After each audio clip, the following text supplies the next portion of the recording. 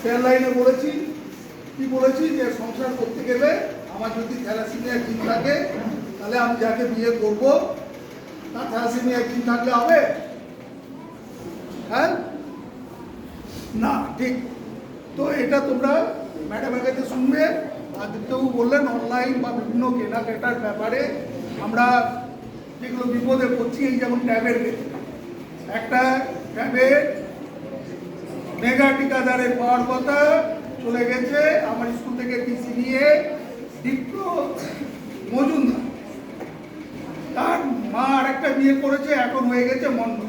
তার দুটি অ্যাকাউন্টে চলে গেছে, একটা কাঞ্চননগরের অ্যাকাউন্ট আর একটা চলে গেছে নর্থ 24 পরগনায়, যেখানে সে ক্লাস 11-এ পড়ছে। তাহলে আমাকে কি করতে হবে? না, আমি তার এগেনস্টে কমপ্লেন করেছি, তারই বিভিন্ন কাজকর্ম চলছে। তো সমস্ত ব্যাপারে